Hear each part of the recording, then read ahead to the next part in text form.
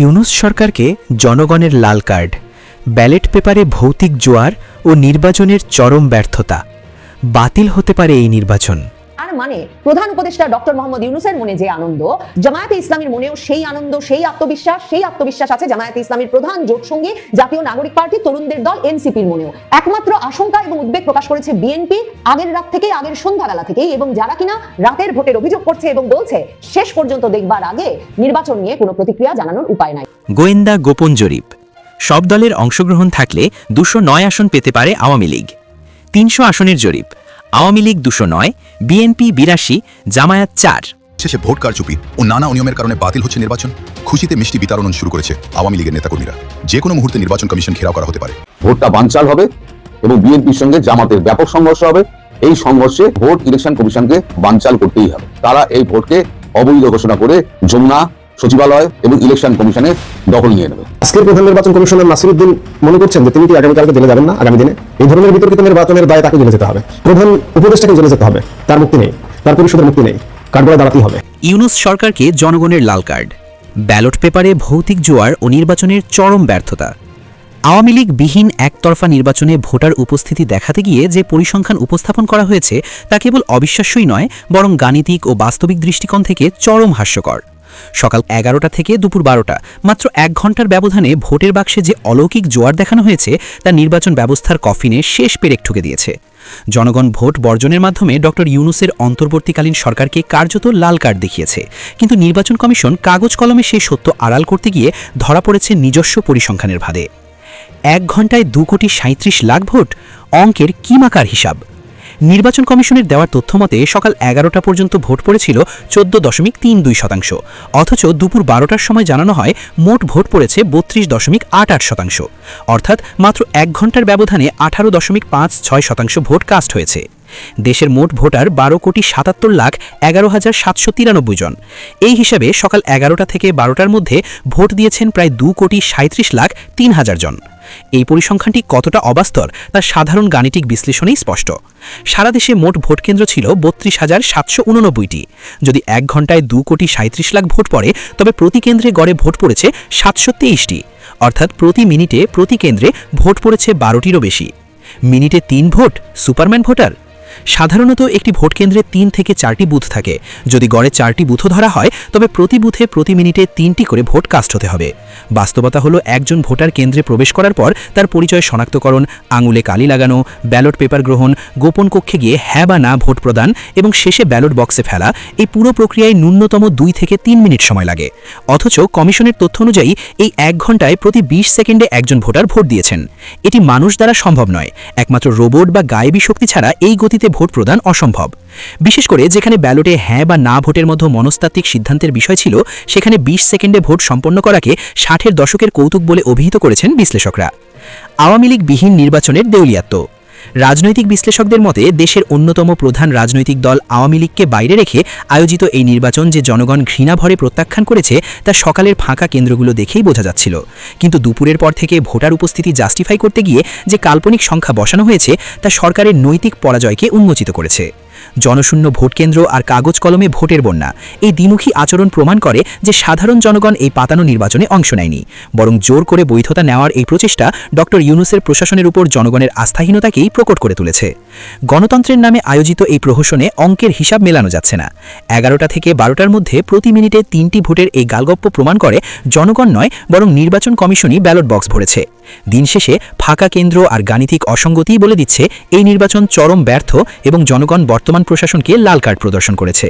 গোয়েন্দা গোপন জরিপ, সব দলের অংশগ্রহণ থাকলে 209 আসন পেতে পারে আওয়ামী লীগ।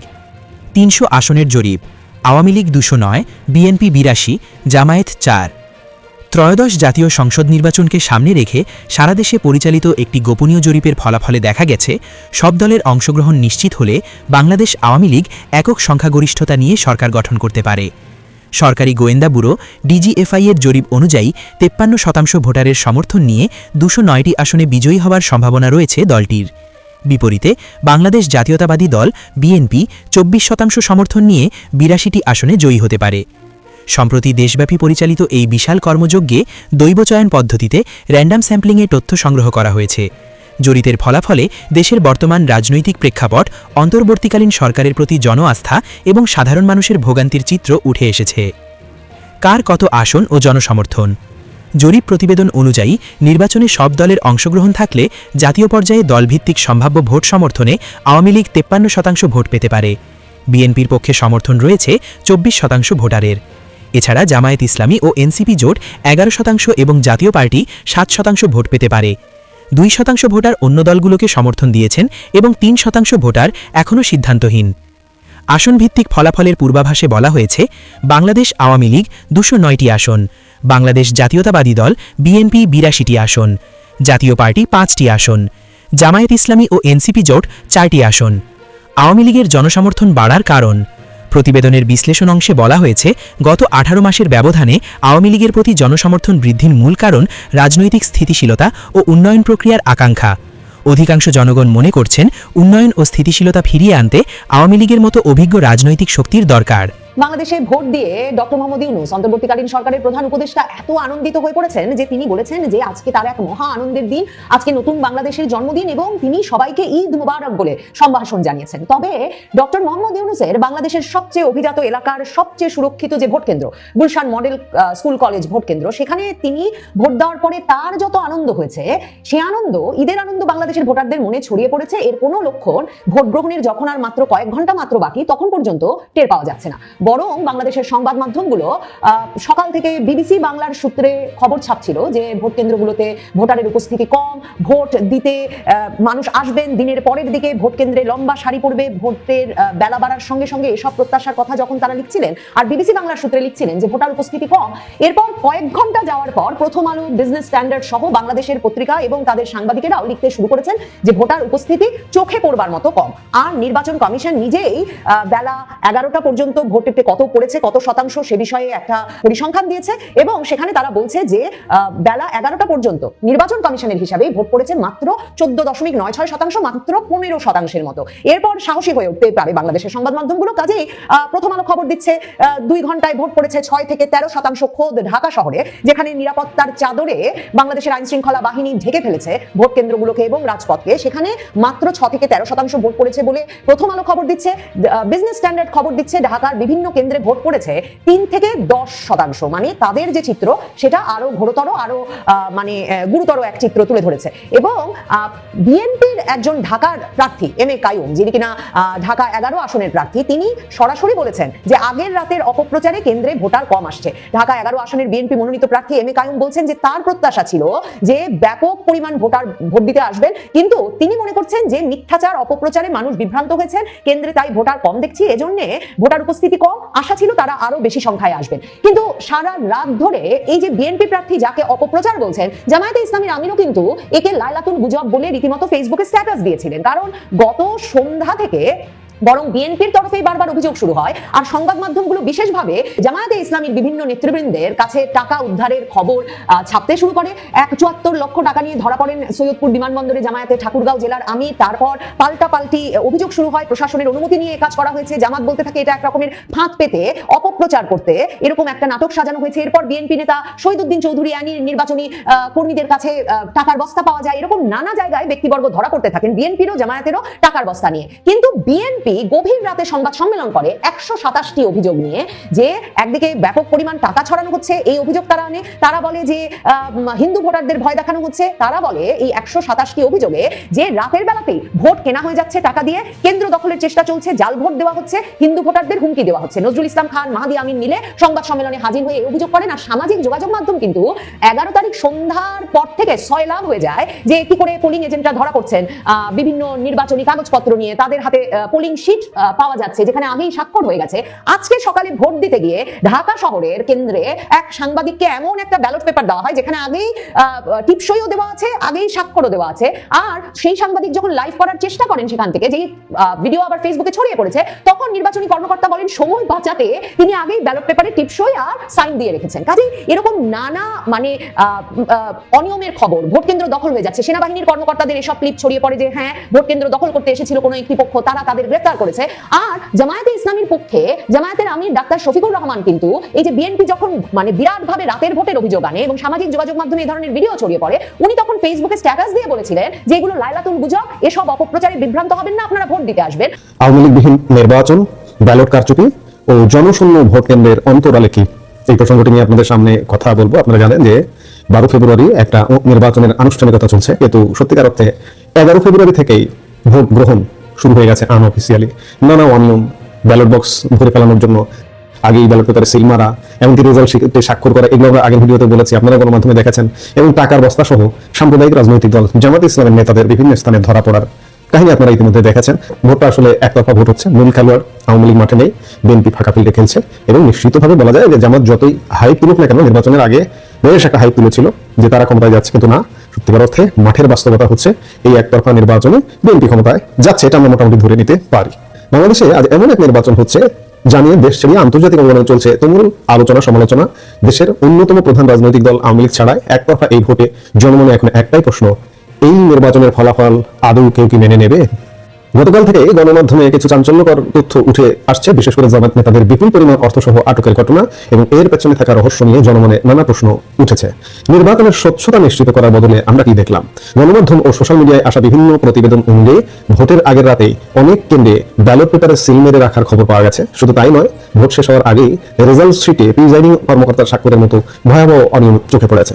এখন আসি আজকের ভোটার উপস্থিতির বিষয়ে। বিভিন্ন গণমাধ্যমের তথ্য মতে গোপালগঞ্জ সহ দেশের অধিকাংশ কেন্দ্রগুলোতে ভোটারের উপস্থিতি অতি নগণ্য। লাইনে ভোটার নেই, কিন্তু বুথের ভেতরে ভোট কাস্ট হবার খবর পাওয়া যাচ্ছে। যখন দেশের জনগণের বড় একটা অংশ ভোট দিতে আসে না, তখন সেই নির্বাচনের বৈধতা বড় ধরনের চ্যালেঞ্জের মুখে পড়ে। আমরা যে মুহূর্তে এই ভিডিওটা তৈরি করছি, সেই মুহূর্তে বাংলাদেশের বিভিন্ন গণমাধ্যমের জাস্ট আমি একটু শিরোনামগুলো বলি। যুগান্তর বলছে গোপালগঞ্জের ভোট কেন্দ্রে ভোটার উপস্থিতি কম বলতে আমরা বিভিন্ন ভিডিও ফুটেজে দেখলাম যে সেখানে কোনো ভোটারই নেই, যারা ভোট গ্রহণকারী কর্মকর্তা কর্মচারী তারাই শুধু আছেন। প্রথম আলো বলছে সিলেটে 4 ঘন্টায় ভোট পড়েছে 20%। বিবিসি বলছে শান্তিপূর্ণভাবে ভোট চললেও ভোটার উপস্থিতি কম। বাংলাদেশ প্রতিদিন বলছে রাজবাড়ীতে প্রথম 2 ঘন্টায় ভোটার উপস্থিতি 16%। এই যখন অবস্থা, তখন এই নির্বাচন গ্রহণযোগ্যতার প্রশ্নটা খুব বড় করে দেখা দেবে। এটি খুব স্বাভাবিক। একটি সুস্থ গণতন্ত্রের প্রাণ হলো অংশগ্রহণমূলক নির্বাচন। কিন্তু যখন দেশের প্রধান রাজনৈতিক শক্তি একটি নির্বাচন প্রক্রিয়ার বাইরে থাকে, তখন সেই নির্বাচন প্রতিযোগিতামূলক থাকে না।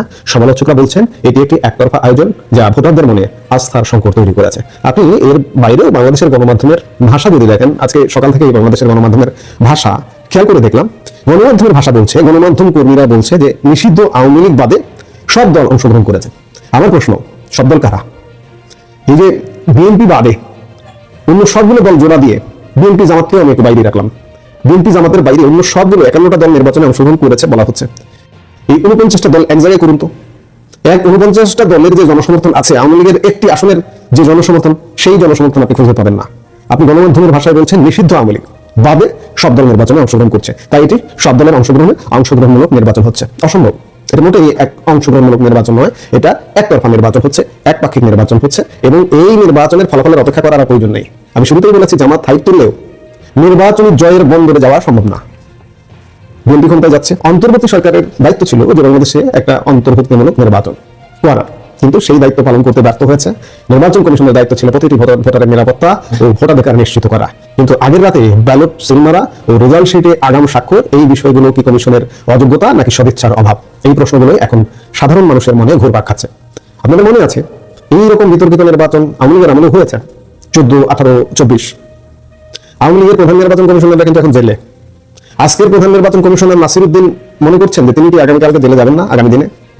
এই ধরনের বিতর্কিত নির্বাচনের দায়ে তাকে জেলে যেতে হবে, প্রধান উপদেষ্টাকে জেলে যেতে হবে, কারণ প্রধান উপদেষ্টা সব মানুষের হয়ে উঠতে পারেননি। এই বিতর্কের আলাপ শেষ করা যাবে না। আমরা গত 2 বছর ধরে আলাপ করছি ডক্টর ইউনূস সম্পর্কে, ডক্টর ইউনূসের কর্মকাণ্ড সম্পর্কে। তার মুক্তি নেই, তার পরিষদের মুক্তি নেই, কাঠগড়ায় দাঁড়াতেই হবে। এখন প্রশ্ন হচ্ছে যে কোনো একটা দেশের নির্বাচন, বিশেষ করে আমাদের মতো অনুন্নত উন্নয়নশীল দেশের নির্বাচনের স্বীকৃতি কিন্তু বিশ্ববাসীর কাছেও নির্ভর করে। বিনিয়োগ, সাহায্য সহযোগিতা বিভিন্ন কিছু কিন্তু বিশ্ববাসীর কাছে নির্ভর করে। বিশ্ববাসী কি এই যে নির্বাচনটা হয়ে গেল, এই নির্বাচনটা হবার পর কি আশ্বস্ত হতে পারবে যে বাংলাদেশ স্টেবল হয়ে গেল? ভোটটা বানচাল হবে এবং বিএনপির সঙ্গে জামাতের ব্যাপক সংঘর্ষ হবে। এই সংঘর্ষে এই ভোটটা বানচাল হতে বাধ্য। এমন একটা অভিযোগ উঠতো শেখ হাসিনা নাকি রাতে ভোট করতেন, তা এখন প্রমাণ হচ্ছে কারা রাতে ভোট করছে। তো যাই হোক, এই নির্লজ্জের মতো যে ভোট যেটা হয়েছে, ভোট বলবো না, এটা ভোট চুরি হয়েছে। কোথাও দেখা যাচ্ছে, আপনার সোশ্যাল মিডিয়ায় সবাই দেখেছেন, কোথাও দেখা যাচ্ছে যে ভোটটা ব্যালট পেপারে আগে থেকে সিল মারা রয়েছে। এই নিয়ে ঝগড়াঝাটি চলছে। আবার একটা মজার সিন দেখলাম, আমার জায়গাটা মনে নেই, সেখানে সেনাবাহিনী ক্রিকেট খেলছে, খোদ গুলশানে ভোট কেন্দ্র ফাঁকা, মানে প্রধানমন্ত্রী শেখ হাসিনার মানে আবেদন মেনে সবাই ভোট বর্জন করেছে। এখন এই যে টোটাল চিত্রটা যেটা দাঁড়িয়েছে, কাল রাত্রিবেলা এত গন্ডগোল করেছে, করে এত ভোট টোট মেরেছে, এখন হিসেব তো মেলাতে হবে। তো নির্বাচন কমিশন জানিয়েছে দুপুর 12টা পর্যন্ত নাকি 34.33 এইরকম একটা কিছু, 34 বা 35.33 এইরকম একটা পার্সেন্টেজে ভোট করেছে। কিন্তু যে কাণ্ড জামাত করেছে তাতে এই ভোট তো কোনোভাবেই মান্যতা পাবে না, এবং ভোট ইলেকশন কমিশনকে বানচাল করতেই হবে। ইলেকশন কমিশনের ঘাড়ে কিন্তু পুরো একবারে দোষ গিয়ে পড়বে যদি এই ভোটকে মান্য দিতে চায়। মানে সব মিলে কাল রাত্রি থেকে আজকে সকাল পর্যন্ত যে চিত্র দেখা গেল, তাতে পৃথিবীর কোনো নির্বাচন এইরকম অন্তত আমরা দেখিনি। বাংলাদেশে যে নির্বাচনটা এবারে হলো, তা এই বৈঠকের পর যে সিদ্ধান্তটা হয়েছে, বিএনপি এখন ক্ষমতা দখলের জন্য আজকে বিকেল থেকে যমুনা, সচিবালয় এবং ইলেকশন কমিশনের দখল নিয়ে নেবে। মানে এই হচ্ছে ঝামেলা শুরু হচ্ছে, এই ভোট গ্রহণ শেষ হবে, তারপর বিএনপি মাঠে নামবে, বিএনপি আর জামাতের মধ্যে ব্যাপক মারপিট হবে, যেটা আমি আগে থেকে আন্দাজ করে আপনাকে বলেছিলাম যে ভোট গ্রহণ শেষ হয়ে গেলে আরো রক্ত বইবে। কালকে আমার জানা মতে তিনজন মারা গিয়েছেন, এরপরে আজকে থেকে অবস্থা কি করুণ হতে পারে সেটা আপনারা দেখে নেবেন একবার। তবে যখন বিএনপি যখন সিদ্ধান্ত নিয়েছে যমুনার দখল নেবে, সচিবালয়ের দখল নেবে, ইলেকশন কমিশনের দখল নেবে, দখল দিয়ে তারা রাষ্ট্র শাসন করবে এবং তারা এই ভোটকে অবৈধ ঘোষণা করে হয় এই ভোটকে ভোট থেকে বেরিয়ে আসবে, অবৈধ বলে বেরিয়ে আসবে, তার মানে ভোট বানচাল হলো, আর একটা ইলেকশন হবে। আর যদি তা না হয় তাহলে পরে দাঙ্গা হাঙ্গামা করে একটা পুরো অচল করে দেওয়া হবে। মোটামুটি বাংলাদেশে যে স্থিতিশীলতার আশা করা গিয়েছিল, আমাদের কাগজগুলো যেগুলো লিখছিল, এখান থেকে যারা গিয়েছিলেন যে সমস্ত প্রতিনিধি তারা যেগুলো লিখছিলেন, আর আমি যেটা বলছিলাম, তাদের মানে আশা আর আমার আগাম বার্তা দুটোর মধ্যে আকাশ পাতাল তফাৎ। আলটিমেটলি আমি যেটা বলেছিলাম সেটাই হতে যাচ্ছে, ভোটটা বানচাল হবে এবং বিএনপির সঙ্গে জামাতের ব্যাপক সংঘর্ষ হবে। এই সংঘর্ষে এই ভোটটা বানচাল হতে বাধ্য। আর যেভাবে সোশ্যাল মিডিয়ায় এই ভোট সম্পর্কে যত ছবি বেরিয়েছে, সেই ছবি যখন অন্যের হাতে গিয়ে পৌঁছাবে, অন্য যে সমস্ত এজেন্সিগুলোর হাতে গিয়ে পৌঁছাবে, দেশের হাতে গিয়ে পৌঁছাবে, তারা কি মনে করেন এই ভোটকে তারা মান্যতা দেবেন?